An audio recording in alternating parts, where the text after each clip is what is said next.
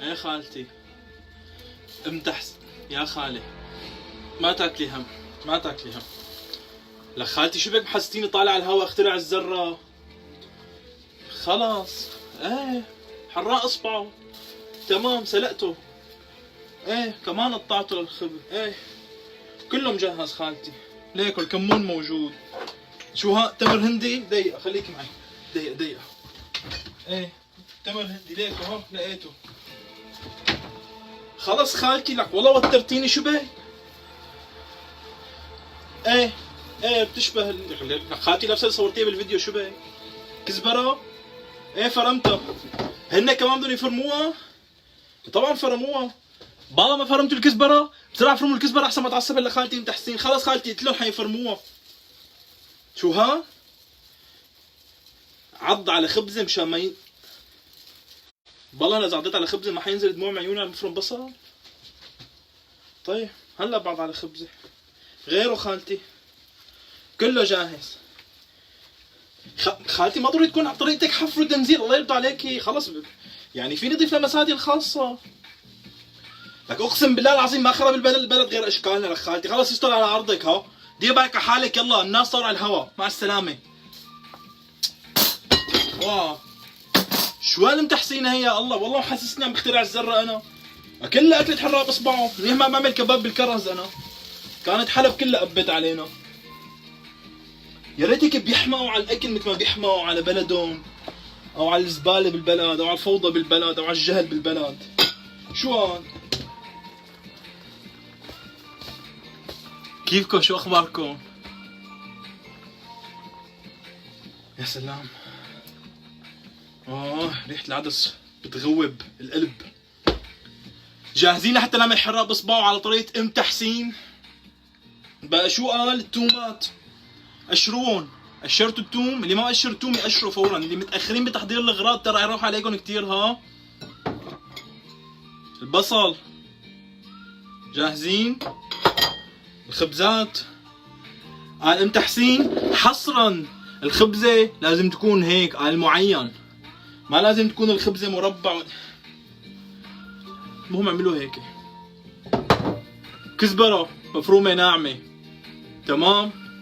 طيب المكرونة جاهزة؟ يا سلام جاهزين. حلو كتير. طيب اول خطوة رح نعملها اليوم انه رح نحط العدس على النار. انا حطيته قبل البس مشان ما يطول علينا كتير.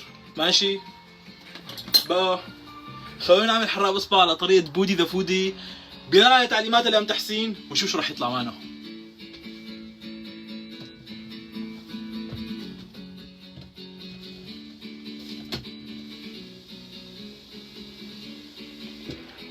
اول شي بنشيك على العدسات هيك، بناخذ بشكل عشوائي وبنشوف كيف صاروا. يا سلام. لسه بده. طيب ما انا العدس لسه بده، فانا عندي فكره وهي انه نزود المي على العدس وبنحط المكرونه معه.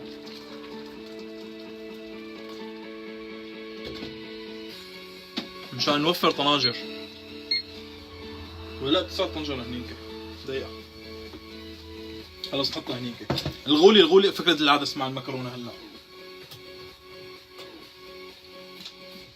راح نحط مي سخنة بطنجرة ونحط مكرونة فوق منه لحتى نعمل حراق باصبعه.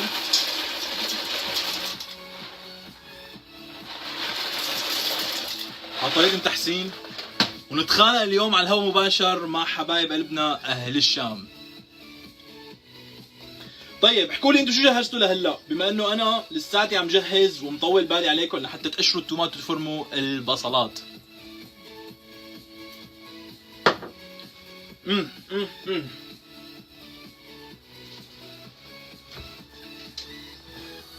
هاي مشان المكرونه تطلع معنا مصفايه. لك يسعد لي الرايه انا حبيبه قلبي. 100 اهلا وسهلا فيكم كلياتكم.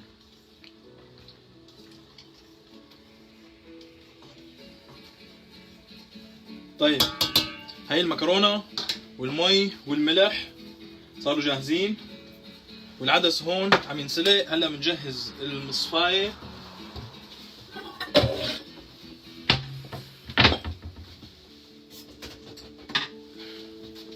والعدس هون. هي بتشيل العدس برايكم؟ تعالوا نجرب ما بنخسر شيء. بتشيل اصلي. لما يستوي العدس ونحطه هون. شو راح نعمل هلا؟ راح نجرب طريقة ام تحسين. العاب على خبزة وفرم بصل لحتى نشوف اذا عضينا على الخبزة وفرمنا بصل راح ينزل دموع ولا لا.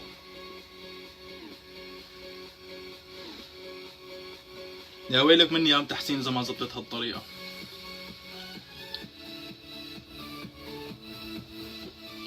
لازم تنقش العدس بمي باردة مشان يستوي اسرع. العدس منقش بمي باردة خالص. يلا اعملوا مشاركة ها. بسم الله الرحمن الرحيم. دقيقة.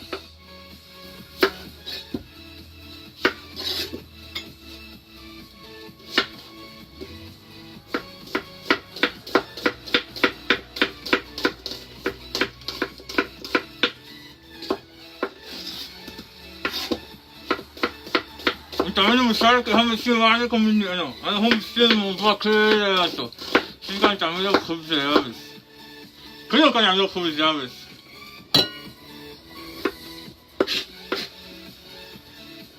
انا لحد الان ما بكيتها. شكلها نصيحة ام تحسين بحلها.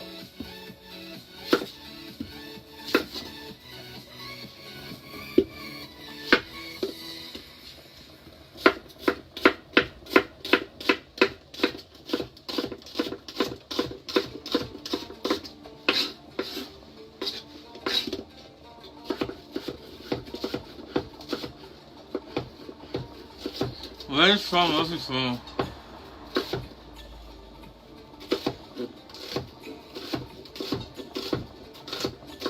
هيا حسام الصوم.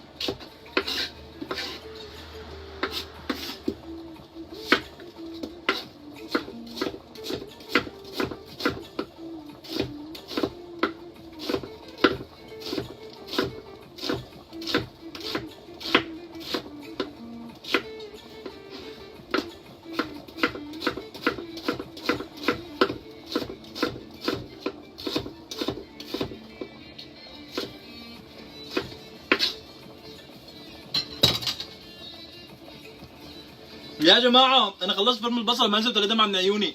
أحلى تحسين بالعالم. إذا في تحسين فنانة، شو بدنا بالحكي؟ فنانة هي تحسين.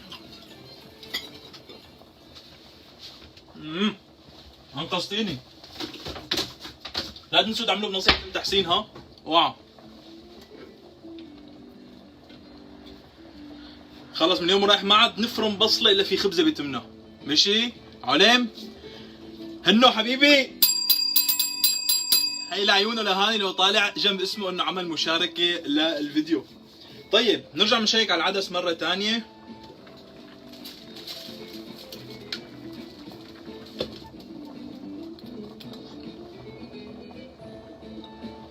لسه شوي صغيرة.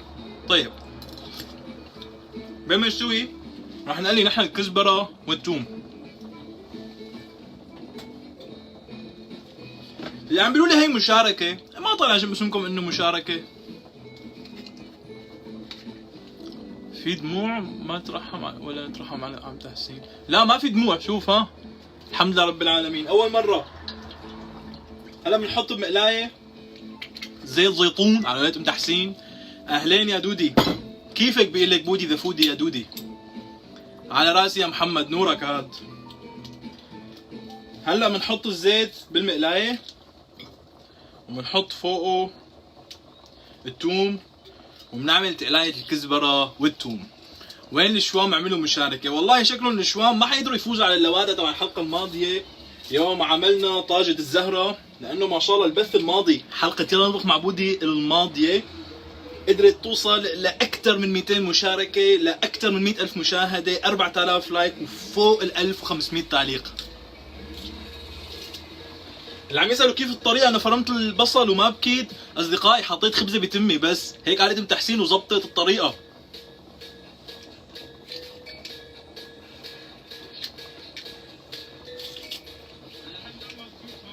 طبعا كمية التوم ما بدك تبخلوا عليها، كتروا توم. يعني هالباقتين الكزبره رايح لهم شي راس توم.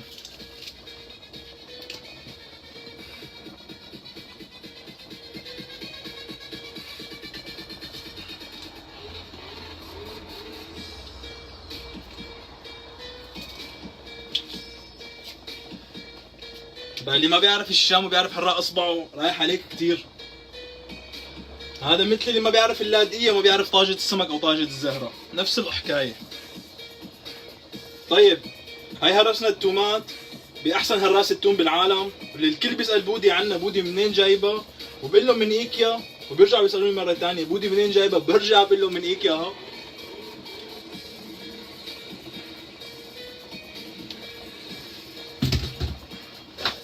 وبيرجعوا بيسالوني مره ثالثه. تحط البصل بالبراد قبل ما بينزل الدموع. البث القادم اللي بيكون فيه بصل بدي احطه بالبراد وجربها، شوف نصيحتك اضبط ولا نصيحة ام تحسين اضبط؟ نصيحة ام تحسين ضابطة 100%، الحمد لله ما صار شيء. هلا هدول التومات بنحط فوقهم الكزبرات.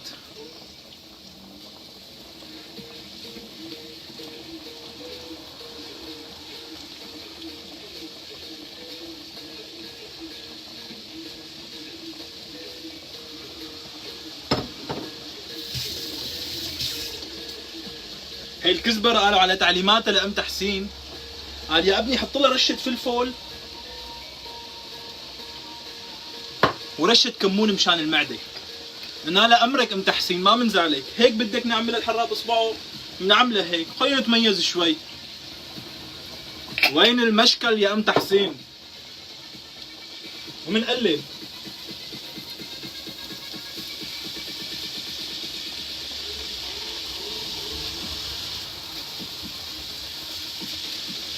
حاليا فرمنا البصل، عم نسلق العدس، عم نسلق المكرونه، وعم نقلي الكزبره والثوم.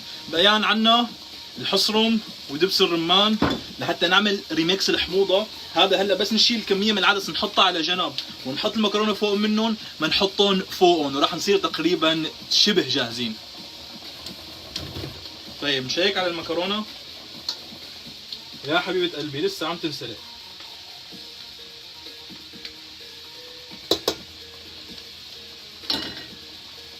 انتوا لاي مرحله وصلتوا؟ سابقين بودي ولا ماشيين مع بودي؟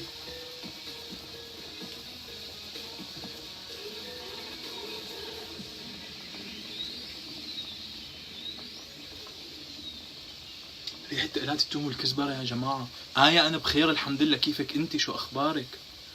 شو أخبارك؟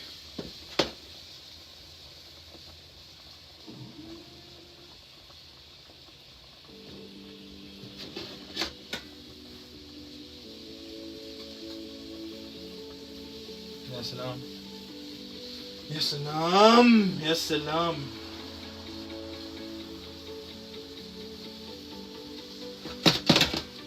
الأمور هون تمام. باقي علينا تقلاية البصل، هلا بنعملها بس نخلص الكزبرة والثوم. هنرجع الكزبرة والثوم لهون، هاي نشيلها على جنب، هاي نشيلها على جنب. باقي عندنا الخبز. شي قسمت البصلة بالمي وبعدها فرمتها كمان بدون دموع. يا سلام، انا شاميه ومقلي الكزبره مع الثوم، وام تحسين كمان بتقلي الكزبره مع الثوم، وام تحسين قال بتحط فوق منها رشه كمون. تخيلوا يا جماعه، مين مثلكم هيك مثل ام تحسين من الشام وبتحط رشه كمون على قلايه الكزبره؟ وشو الفكره منها؟ يعني انا قعدت اسالها تقول لي يا خالتي شو بدك انت حط هالرشه الكمون، قلت لها ليش؟ قالت لي ما حتفرق معك شيء، حطها. ان انا شو القصه منها؟ قال هيدي لمسه ام تحسين. فخلينا نشوف لمسه ام تحسين شو عم تساوي. اللي عم يسالوا على التمر الهندي، هي التمر الهندي ليكو هون مكتوب عليه تمر هندي، هو اسمه تمرندي ونحن نقول له تمر هندي. ليش؟ ما بعرف، بس يمكن تمر هندي ترجمته، والله ما بعرف. والحصرم كمان موجود مشان نرفع سقف الحموضة، مشان نرفعه أكثر وأكثر. حتى دبس الرمان موجود، يعني إبداع كله بودي اليوم.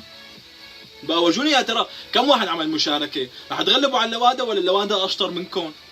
ببين معنا بنهاية البث، بنهاية البث بنشوف كم واحد شارك البث. بقى بنصير نعرف مستقبلا نحن نكتر أكلات شامية ولا نكتر أكلات لادانية، كله ببين.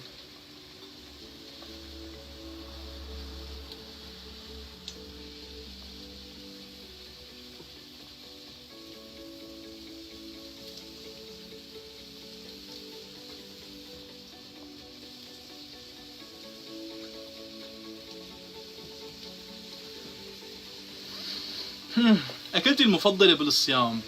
لا شو كمون؟ لا شو والله العظيم بلا كمون، انتوا يعني بلا كمون. بليز من وين الحصرم؟ الحصرم حطيت لكم الرابط تبعه وقلت لكم من وين، بس اللي ما موجود بجروب بودي ذا فودي كوميونتي كثير عم بروح عليه شغلات، فرجاء اي حدا هلا عنده رابط الجروب مو الصفحه يحط لنا اياه هون ويخلي الاصدقاء معنا هلا بالبث يروحوا يشتركوا بالجروب ويشوفوا شو عم بيروح عليهم شغلات كثير مهمه. هلا بعد ما تقلت معنا الكزبره والثوم ورشه الكمون،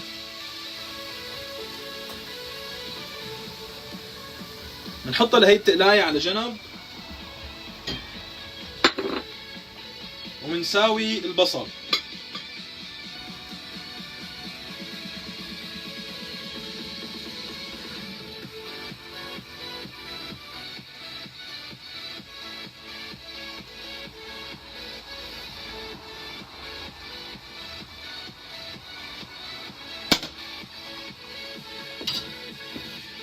طيب جاهزين لحتى نساوي البصلات؟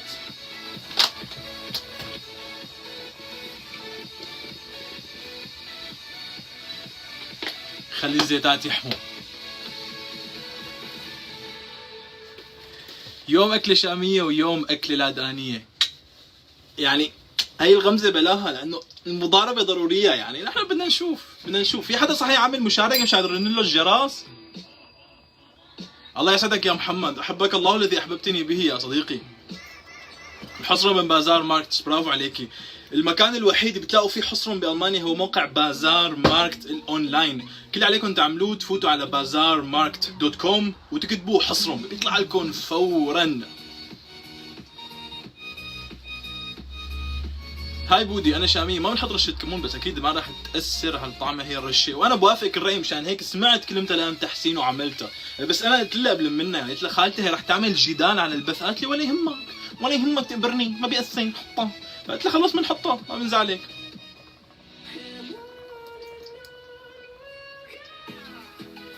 بس تمر هندي وشوية دبس رمان ما مشكلة، خلص ما حنزعلك، ما حنكتر بقلبها حصرم ما تزعلي، مع انه انا يعني كثير اكلها بحصرم، هي نفس الشيء، هي اهم شيء نحن عنا الحموضة.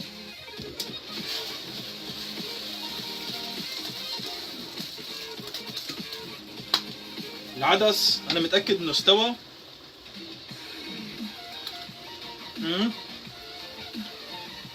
العدس جاهز، هلا رح خفف منه للعدس، انا لازمني باكله ثانيه الان.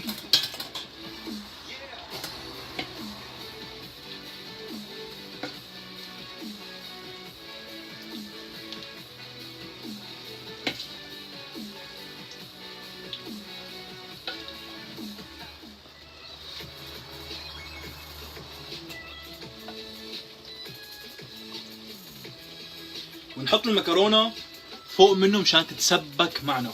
مين قال شاركت؟ ضيا شاركتي، ولك مو تكرم عيونك. اسمعوا كلياتكم، هذا اللي اسمه ضيا خالد. تكرم عيونك يا ضيا، ولو بتشاركي وما رن لك الجرس ما بصير. هلا المكرونه مبينه عليكم ما مبينه بنجيبها ها. المكرونه اللي سلقناها بنحطها فوق العدس وبنضاعف الغاز على اضعف شيء.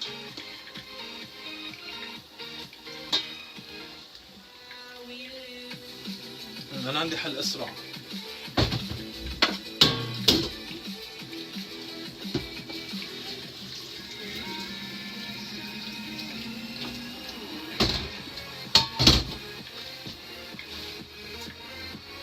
نحطه فوق العدس، بعدين ما بدنا تفرط معنا كثير المكرونه، فبنقلبها تقليبه خفيفه، وهلا بيجي وقت الاحماض. اعطيني حموضه لقلك، اعطيني، هات لك معلقه. هاي التمر هندي، معلقه، تنتين. طيب الحموضه ما 3. خلص الترميز كله.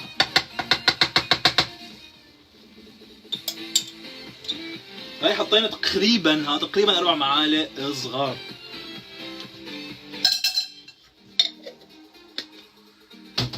وبعدين دقيقة.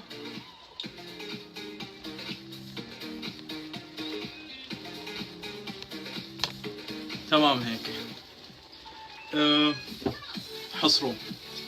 نخضه أول شي. دانا دقيقة يا دانا، دقيقة.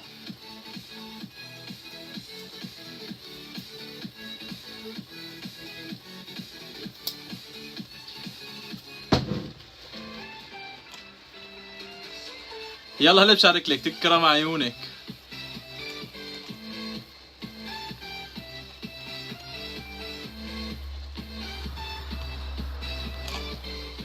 سو عطر المطر طالع فوق اسمها انها شاركت. بدنا نرن لها الجرس لعطر. حط لكم شوية اغاني هادية. دقيقة. معلقة، 2 3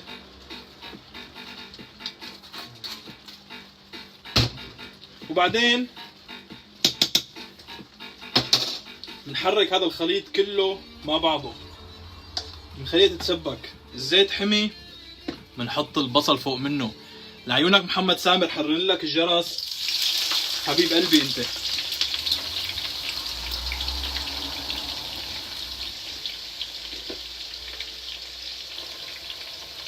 واللي لسه ما رنيت لهم الجرس يطلبوا مني من شوي، ارجعوا اطلبوا مرة ثانية مشان رن لكم اياه.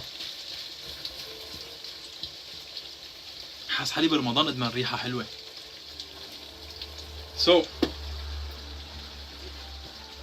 نجي لموهبة بودي المفضلة.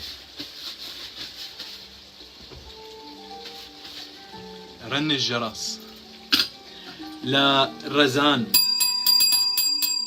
احلى رزان بالعالم، وبعدها محمد سامر. الله حي ابو حميد،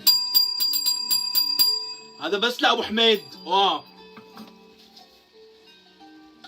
هلا هو البصل عم يتقلى، بنحرك نحن، بنشم ريحة الحموضة.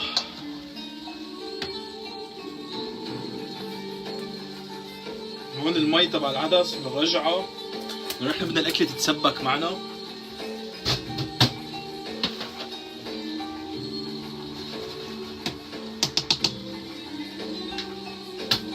هلا بنتركها على نار كتير كتير كتير هادية لبين ما يجهز معنا البصل والخبز المحمص.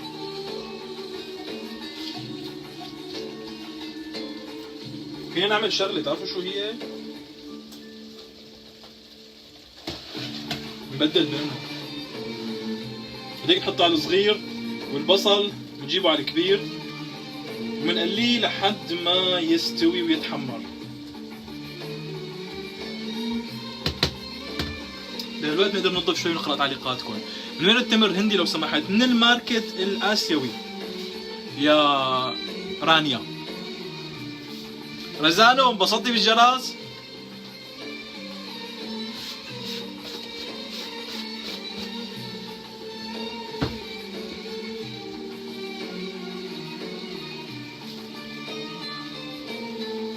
وهي بايركس التقديم. زيت زيتون، عمول ليش محطوطة هون لسه. بتحطوا شوية زيت زيتون فوق الحراق اصبعه.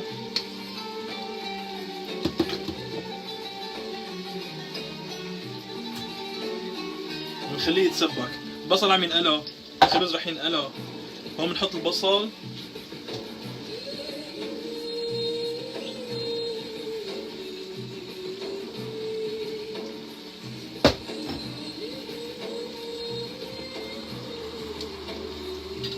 بتطلع هلا اكلة حراق باصبعه. انا متاكد ام تحسين رح بيض له وشها.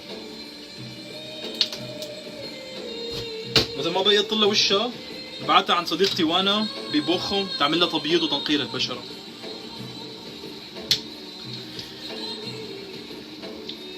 ممكن نحط ليمون بدل الحصرم، اكيد فراس. اي شيء بيعمل حموضه، بس بالشام متعودين اهل الشام يحطوا تمر هندي بصراحه. هلا خلينا نحكي شوي على الاكله التقليديه. هنا بيحطوا تمر هندي بالاكله، في منهم بيحطوا حصرم. انا يعني سالت في منهم بيحطوا حصرم. في بيوت وفي عيال بتحب، في بيوت وفي عيال بتحبها للحراق اصبعها تكون مريقه، في اشخاص بيحبوها تكون ناشفه، انا من الاشخاص مثلا اللي بحبها تكون ناشفه. شو كمان؟ شو في شغلات الكمون مثلا. انا كثير سالت اشخاص من الشام قالوا ما بنحط كمون، وسالت كمان اشخاص عليه بحط رشه كمون مع التقلايه. فكمان يعني بتفرق من بيت لبيت، عرفت علي شلون؟ بالنهايه هي الشغله شغله اذواق، وشو الواحد بيحب. اللي عم تقول رن لي الجرس الينا، ما طلع جنب اسمك انك شاركتي، ولكن انا راح اشتغل معك بناء على مبدا الثقه ورن لك اياه. يلا ما حزعلك، حرن لك يا حرام، حتى لو مانك مشاركه لانك طلبتي. 1 2 3. Your order is ready, come over and take it. الله حيو على راسي. تخيل حالك او تخيلوا حالكم ماشيين بلندن ببريطانيا، وفجأة تسمعوا واحد عم يعمل مثلا واقف هيك قدام المحل إلكن، او خليه بايدي يلا يعملكم هيك يو كم اوفر الله حيو. شو بتحس بحالك انت فجأة؟ والله ما بتنزلوا بس واحد يلكن هيك باحد الشوارع بلندن، او خلينا نحكي مثلا على مستوى المانيا. سهارا نايتس ذاتس ترو، هي اسم الغنية اللي حاطه. النت عندي زفت. الين رنيت لك جرس مرة واحدة بكفي حاجة. يا ديمو مشكلة والله اذا النت عندك سيء. البصل بلش يكرمل.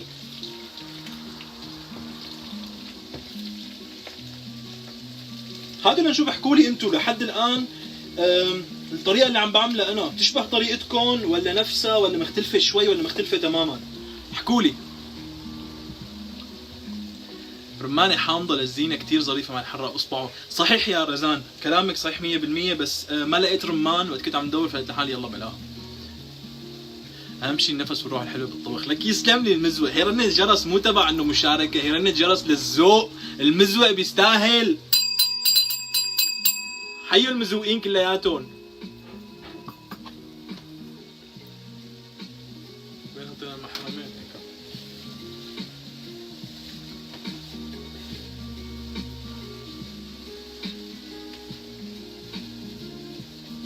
مين فيكم كان معي امبارح بالبث المباشر على الانستغرام؟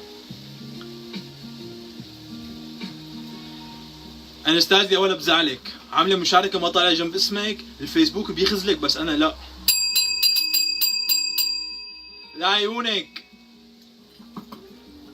هاي بودي كيفك؟ سالي انا بخير الحمد لله، انت كيفك؟ شو اخبارك يا سالي؟ وكيف نهار الاحد معك؟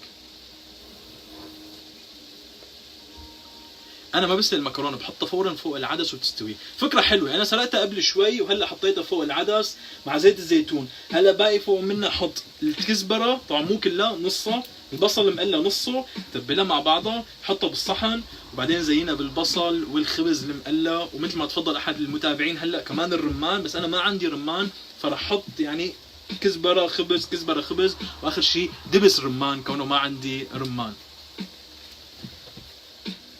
صحيح شو اخبار المشاركه؟ حدا يطلع يشوف لنا برا كم واحد مشارك الفيديو او يبين معي من هون؟ انا لا من هون صعب ما يبين. لا ما يبين. انا بحط عجين بدل المكرونه. هي اصولها يا لولينا انك تعمليها مع العجين، بس انا مشان ما اطول عليكم البث اليوم وطحين ومي وعجن وملح وسكر وما بعرف شو خبوص وقطع وشقف واصبع ومي واغلي وحط ما بعرف كربونات بالمي مدري حط ملح ونسقط العجينه وتستوي وشيلها وصفيها. فرح يصير البث عنا يمكن هلا عم بحكي رح لشي 5 دقائق، فمشان يصير البث هيك شي 3 ساعات نختصره عليكم عم نعملها نحن بالمكرونه. انستاجيا كانت على البث بالانستا. عم قول ليش كان البث امبارح منور.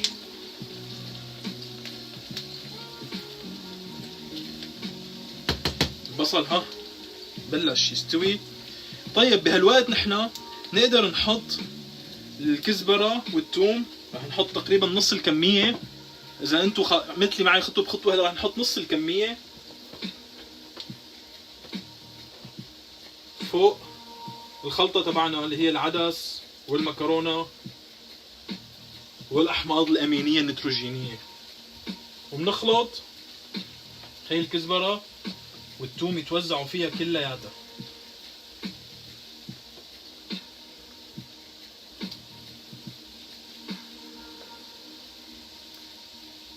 يا سلام كثير حلو منظر البقدونس. بقدونس الكزبره مع يعني شفت لون اخضر البقدونس، الكزبره والثوم مع لون العجينه والعدس، كثير كثير كثير حلوه وحبيت اللون. في شغله حقلكم عليها، بتعرفوا شو هي؟ هي للتنابل اللي ما بدهم ينطروا البصل لحتى يستوي او ما لهم خلق لريحه البيت بالبصل او تطلع ريحتهم بصل. هذا البصل اللي بينباع جاهز مقرمش فينا نستخدمه هلا على فكره ونرشه على وجه الحراق اصبعه. ليش انت عم كمبيوتر بشريك ولا كيف الوضع؟ والله يا اياد بسبب الكورونا وقفناها، يعني ما عم نعمل حاليا، بس ان شاء الله بس تخلص الكورونا ويقدروا يسمحوا هيك بالتجمعات بالمسارح وكذا ان شاء الله بنرجع فيها من اول وجديد. حوالي 100 مشاركة إلا حبة، معناتها الشوام يعني كفو إلا حبة، خلينا نقول ماشي، يعني هن كفو بس إلا حبة، بس يقطعوا ال100 بصيروا كفو، ما حدا يزعل. لازم تعمل أكلة حلبية، أنا من حلب. طيب ألينا، وهلا قدام الكل عم يحضر، ما بعرف كم شخص عم يتفرج علينا هلا، يمكن إذا عملنا هيك ببين معنا، إيه بين معنا بس احنا خربنا. تمام، ال 500 شخص اللي عم يتفرجوا هلا قدامكم كرمال عيونا لألينا، الأسبوع الجاي الأكلة حلبية. بس من الاخر هي ما رنيت لك جرس ولا عملت لك شيء، تركي كل شيء على جنب. بودي رح يطبخ الاسبوع الجاي كرمال احد المتابعين اكله حلبيه، ورح تكون هيك من دست كعبه لحلب مجقجقه، بده يجي اب بكري ان ايش مكوناتها للاكله، ابوس انا وتشا لحلب انا.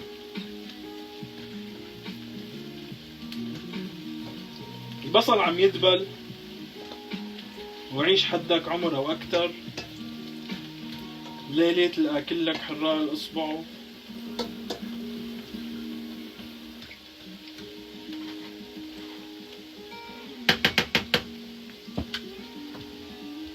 من وين البصل؟ من اي ماركت، من اي مول لو سمحتي، من اي مول. على فكرة هذا البصل المقلي موجود بكل الماركتات الألمانية، بكل الماركتات الألمانية. وقيمة الملاحي،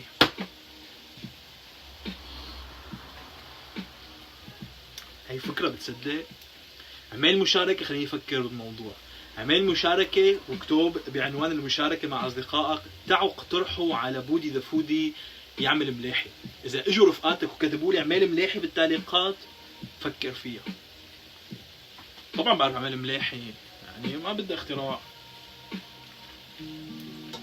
بس ما ححط كبة فوق منها، ما فاضي كبكب.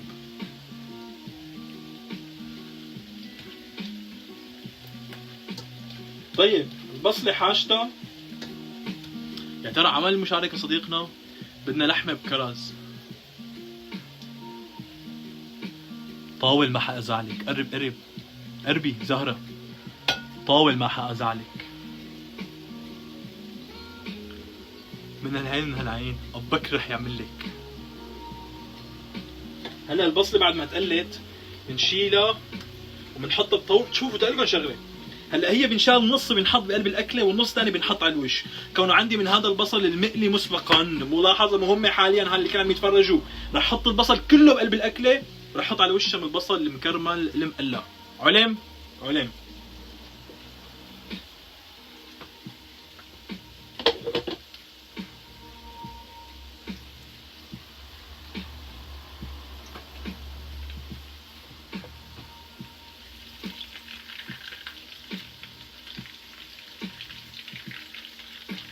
اللي ما علم قل لي ها، برش له المعلومه مره ثانيه.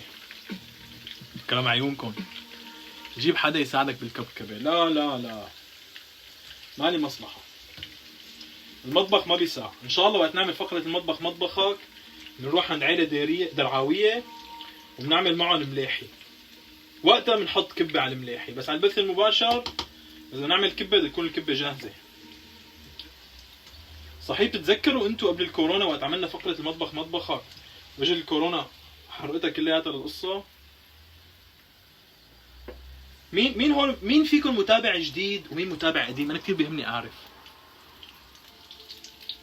مين فيكم جديد متعرف على الصفحه، او متعرف جديد على برنامج يلا نطبخ مع بودي المباشر هون على صفحه بودي ذا فودي على الفيسبوك.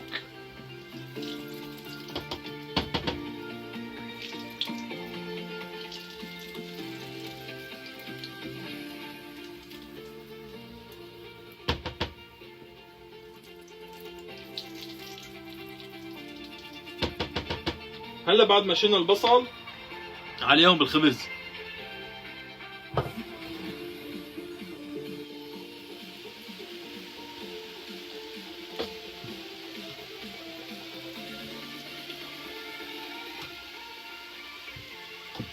هلا بنقلب شبه حراق اصبعه تبعنا، بس ما صارت حراق اصبعه على الاخير، بقت نحط وتتزين لان بننشر البصل بكل مكان. وهلا بما يتقلى الخبز نحن تقريبا جاهزين. انا جديده زوجي بتابعك، نورتي 100 اهلا وسهلا. انا صار لي شي سنه منوره يا علا. مين كمان؟ انا جديده، ايه كثير جديده، اللهم صل على النبي. اذا انت ما يمكن انت متابع رقم 1 عندي بالصفحه يا جماعه. فوفو اختي حبيبه قلبي هي المتابعه رقم 1، وقت فتحت صفحه بودي ذا فودي كان اول لايك اختي. هلوش لك، طبعا انت قديمه ولك وغاليه كمان، منوره يا هلا 100 اهلا وسهلا. وانا حابه اتعلم واطبخها. شو حابه تعلمي تطبخي؟ وانا من سنه وشوي. منوره انستازيا. اسفه بودي النت مو ظابط عندي، بشوفك بعدين. اوكي بتحضري البث بعدين يا ديما. انا بعرفك من ايام وقت كنت نزل المطبخ السوري وقتها انشهرت. يا لطيف قديشك قديم يا اسد. تمام يا رشاد، تكرم عيونك. ها بس الملاحظه يا رشاد، الفائده الهمزه تكتب على نبره. انا جديده شكلي رايح عليه كثير. اوه كثير رايح عليكي، بدي اعزمك عليها معناته. طيب لهيتونا واحترق الخبز.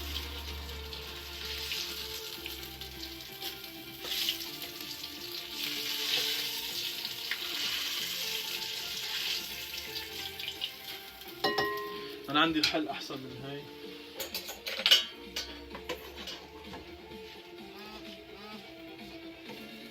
من تحسين عم تتصل شكلها. بدي نرد عليها نشوف شو بدها، بس نحطها القلية.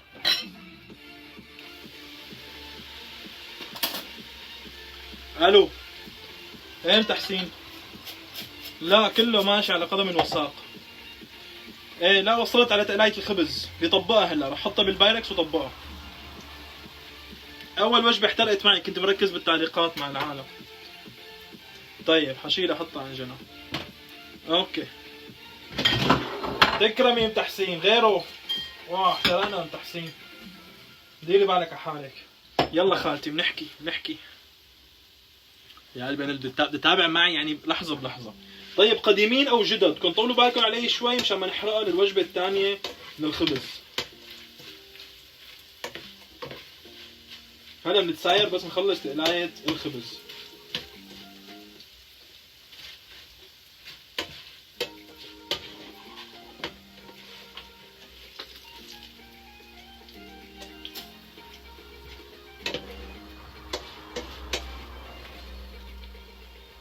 يا سلام هاي الوجبة ظابطة، يا ربي لك الحمد.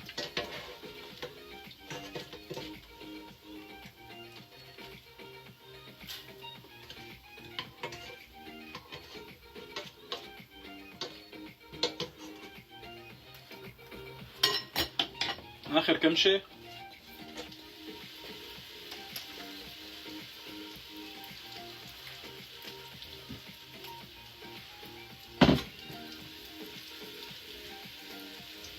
طفي الغاز.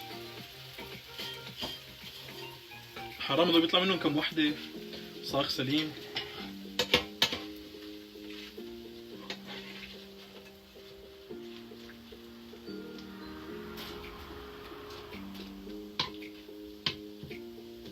طولوا بالكم جاي صرنا فوق ال 600 يا سيدي. اذا شلون بيوصلوا 700 بيكونوا غلبوا اللوادة. هاي من الاخر ليك صاروا مثل اللوادة ما شاء الله.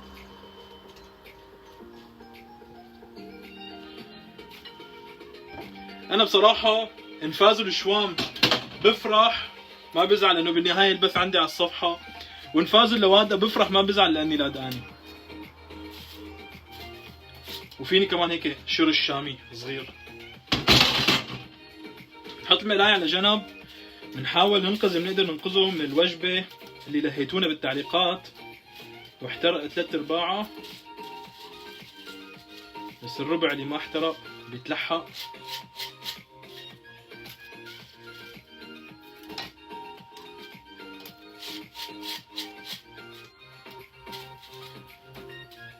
هلا ان شاء الله المساء بدي ارجع اسرد على تعليقاتكم نشوف مين متابعني من ايمت، لانه اكيد كتار منكم متابعيني مثلا من زمان وما كانوا يعلقوا وما كانوا يحكوا. شو عم تقول هيا العلة الجليل؟ الحمد لله عندي جلاية، يا ربي لك الحمد والشكر. هلا بقى المومنت اوف تروث. بنجيب الحراق اصبعه، خلينا نسقطه تسقيط.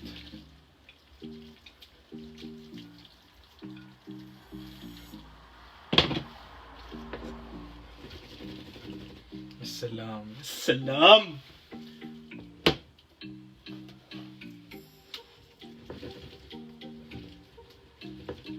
الريحة ما بخبركم، ما بخبركم. هلا بتعرفوا شو حنعمل؟ خبز خبز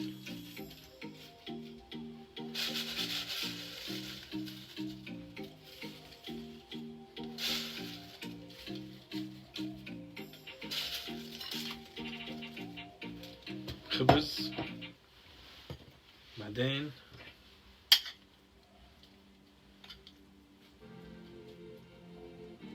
كزبرة كزبرة،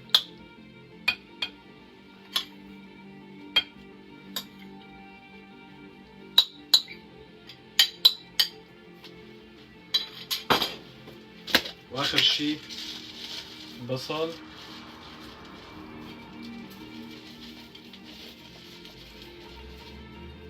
بصل. الله عليك يا بودي، الله على متابعين بودي دافودي بكل مكان، الله على كل حدا معنا بالصفحة اليوم بالبث المباشر من برنامج يلا نطبخ مع بودي. عملنا حراق اصبعه على طريقة ام تحسين بلمسات بودي دافودي الخاصة. هلا اخر شي بيجي حبيب القلب والغالي دبس الرمان. نورت الاكلة. اعطيني هيك على الخبز، على الخبز. ايوه ايوه، الله الله الله. قلب، كملي القلب. خالصين. كان معكم حبيبكم ورفيقكم وابن بلدكم اللي وقع المحرمة، بس بجيب بدالة لأنه ما شاء الله أكثر حدا بيستهلك محارم بالدنيا، بودي دافودي ببرنامج يلا نطبخ مع بودي. وعملنا حراق بإصبعه عالمي عالمي. الريحة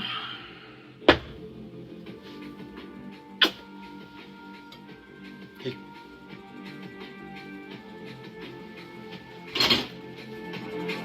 بنضرب له تحية الصح، بنضرب له تحية. شوفوا منظر دبس الرمان مع الخبز مع الكزبرة،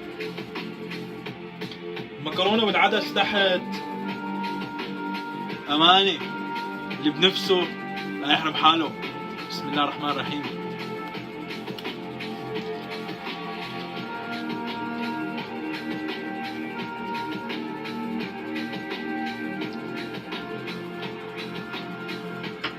الله. بس هون بينتهي الحكي،